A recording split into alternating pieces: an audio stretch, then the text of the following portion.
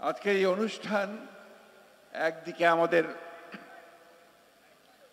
ভারাক্রান্ত করে তোলে, অন্যদিকে আমাদের আনন্দিত করে যে আজকে গণতন্ত্রের জন্য এই দেশের মানুষ তারা সব সময় আত্মত্যাগ করেছে, প্রাণ দিয়েছে দীর্ঘকাল ধরে। আমরা যখন স্বাধীন হয়েছি 1971 সালে, আমরা তখন ধরে নিয়েছিলাম যে আমরা একটা সত্যিকার অর্থেই গণতান্ত্রিক রাষ্ট্র, গণতান্ত্রিক সমাজ পাব। কিন্তু আমাদের দুর্ভাগ্য যে সেদিন যারা গণতন্ত্রের প্রধান দাবিদার ছিলেন, স্বাধীনতার দাবিদার ছিলেন, তাদের হাতেই, আওয়ামী লীগের হাতেই কিন্তু সেদিন গণতন্ত্র ধ্বংস হয়। তারা 1975 সালে একদলীয় শাসন ব্যবস্থা বাকশাল প্রতিষ্ঠা করে। এ কথা আমাদের ভুললে চলবে না, এই কথা বারবার মনে করতে হবে। এই দলটি আবার 2007 সালে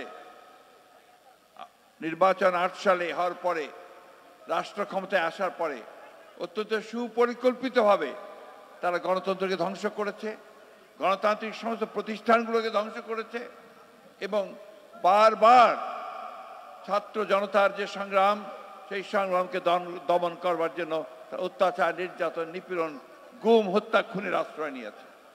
তারই ফলশ্রুতি হিসাবে আজকে আমরা এখানে দেখতে পাচ্ছি যে বিগত জুলাই ম্যাসাকার, তারও পূর্বে 16 বছর ধরে এই দেশের মানুষ, এই দেশের গণতান্ত্রিক মানুষ তারা লড়াই করেছে, সংগ্রাম করেছে, প্রাণ দিয়েছে, ত্যাগ স্বীকার করেছে।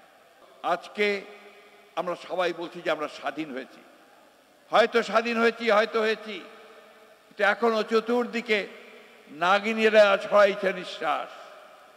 সেই তাদের চক্রান্ত তারা বিভিন্নভাবে ছড়াচ্ছে এবং আমাদেরকে বিভক্ত করবার চেষ্টা করছে।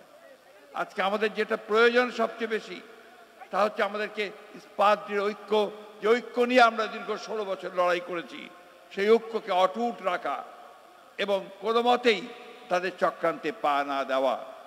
আমি বিএনপির নেতা কর্মী ভাইদেরকে আমার আন্তরিক ধন্যবাদ জানাই যে তারা শত প্রলোভনের মধ্য দিয়ে, উস্কানির মধ্য দিয়ে তারা শান্ত থেকেছেন এবং তারা এই দেশকে রক্ষা করবার জন্য তারা কাজ করে যাচ্ছেন।